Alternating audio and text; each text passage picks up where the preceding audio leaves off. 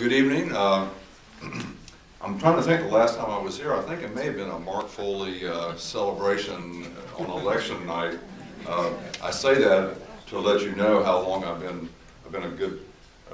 Tom Lewis was a good personal friend of mine, as was Mark Foley, and I've been very involved in politics.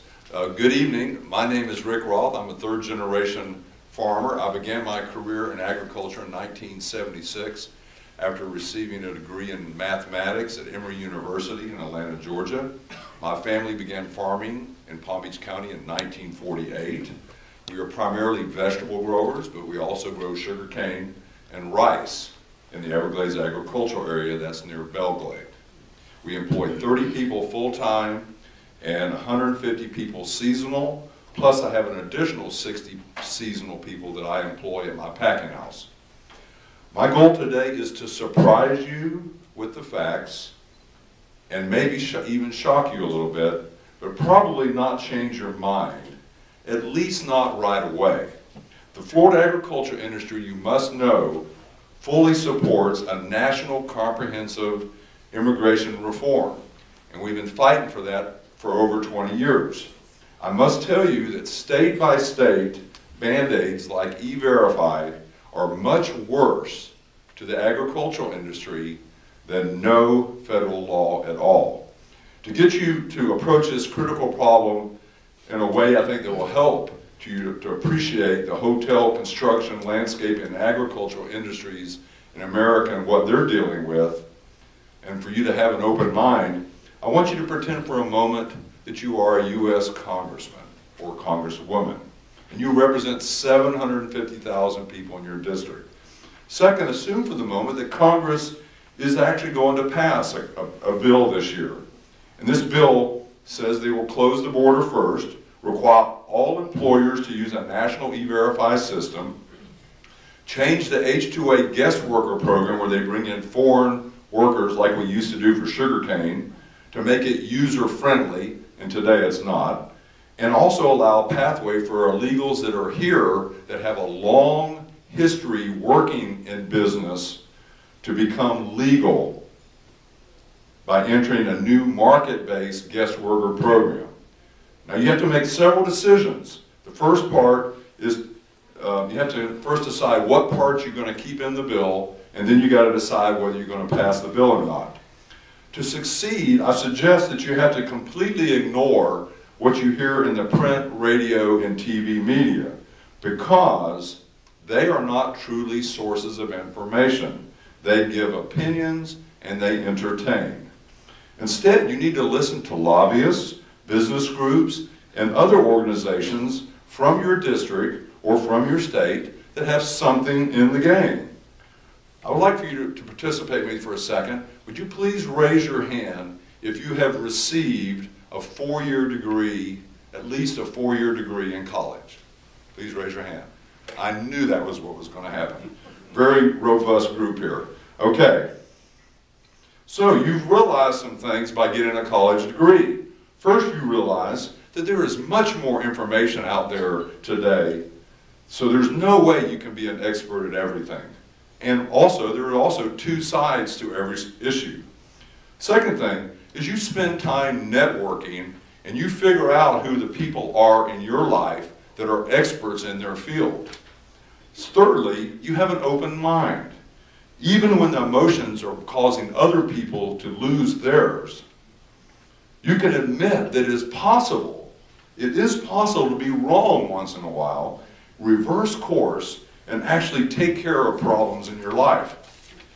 In order to provide for a better business environment, I submit that congressmen and women must make the hard decisions. They must pass some form of legislation and then come home and explain it. That's a representative form of government.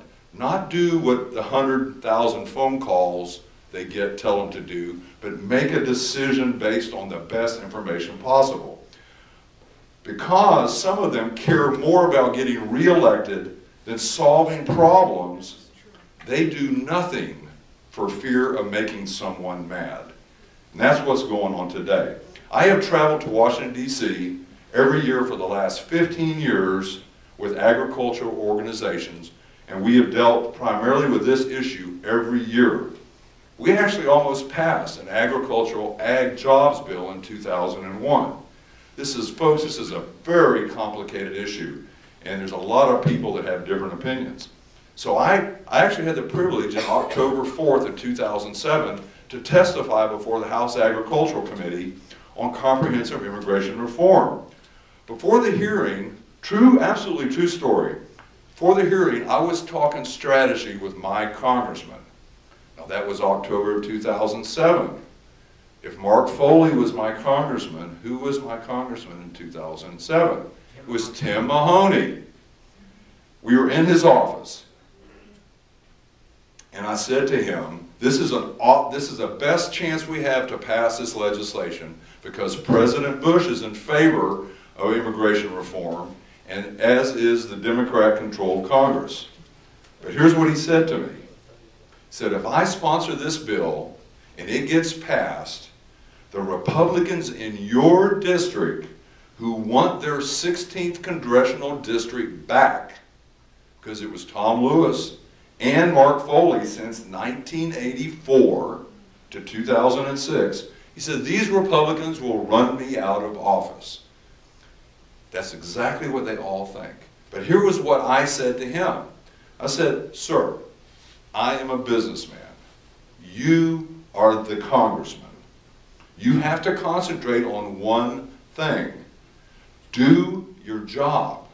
Pass a good bill that will move this country forward and kick illegals out, get them legal, whatever, but solve the problem so that agriculture and other industries can grow in this country and create jobs.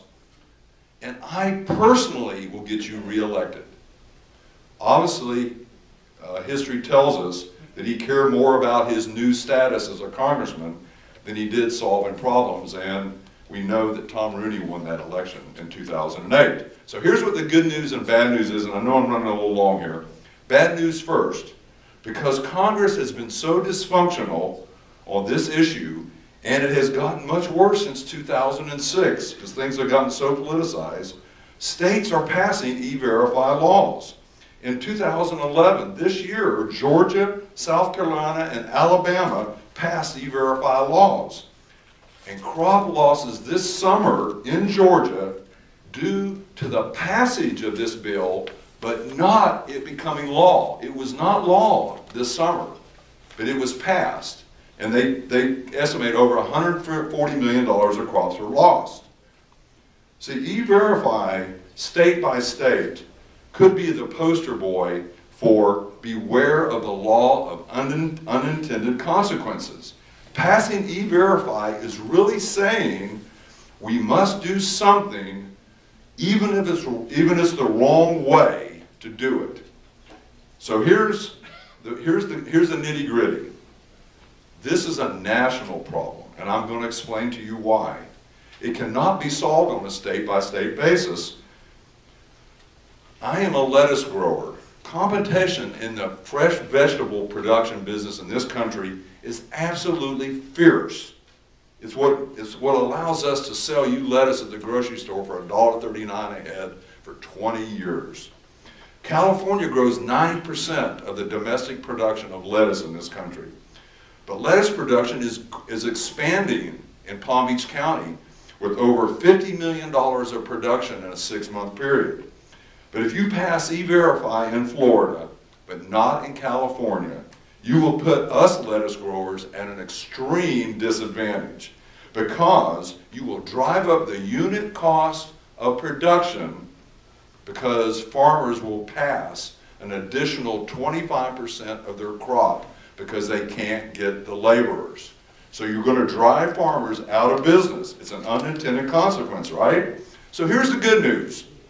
In order for Congress to move on major legislation affecting all America, they have to have a crisis. Well, you know what? That's exactly what we have. Everybody is upset about this issue.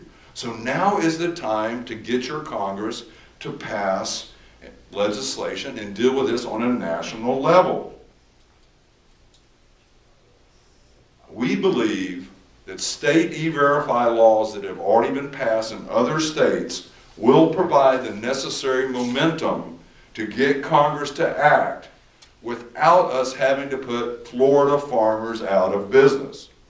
Here's the point that you need to hear. E-verify in Georgia prevented legal workers from coming to Georgia. They did not want the hassle of being profiled. So they drove around Georgia and went through Alabama to North Carolina to pick crops. Now here's the details that you need to hear. So you talked about the problem with Congress. The second problem is the myths that are out there, the internet-based myths that are just not true. And they make it impossible to have a rational discussion. Here's the first one. If we send all illegals home, we will solve the unemployment problem. That's just totally false. I'll give you an example. Last winter, unemployment was 22% in Henry County. It's between Lake Okeechobee and Naples, and it's a major citrus and vegetable producing area. Approximately 10% of their $250 million crop went unharvested due to an agricultural labor shortage. 22% unemployment, they would not go to work, and the crops rotted in the field. I submit to you that unemployed Americans, now you realize I'm a farmer, so I can only talk from my perspective, but unemployed Americans who have never worked in the fields will never take jobs harvesting crops and working in the fields. Second myth, immigration reform will harm taxpayers. I didn't say illegal immigrants coming into this country. I said solving the problem through comprehensive immigration reform will harm taxpayers. That is a myth. If we stop the flow of workers first, which is what we all are screaming for, by working on the border, and then we legalize people that are here that have a long history, 5 or 10 years working in business, whether it's agriculture, construction, hotel industry, whatever, landscaping. By making them legal doesn't mean they're going to stay here. It just means they have a period of time to be legal. But these people you'll help them to raise their productivity. You'll help them to raise their earnings, and the likelihood that they will pay more taxes. Legal workers can shop for better jobs because they have that ability to move around.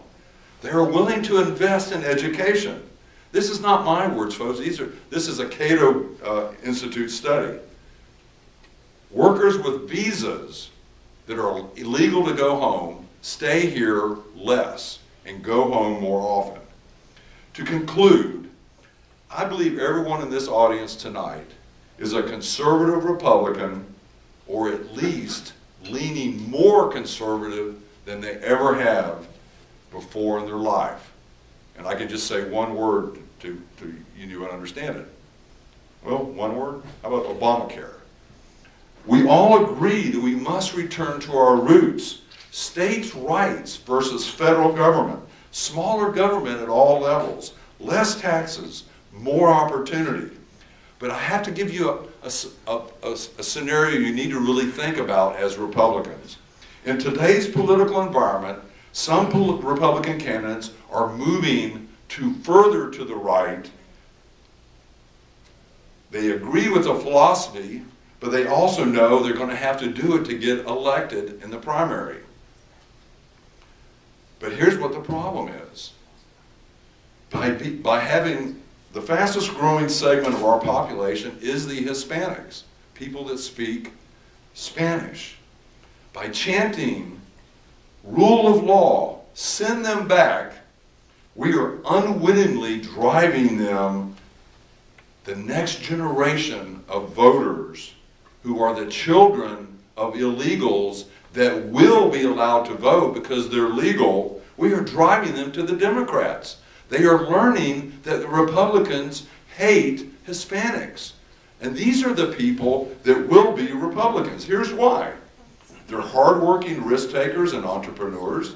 They're family people who are Roman Catholic and pro-life. They are independent and want no help from the government.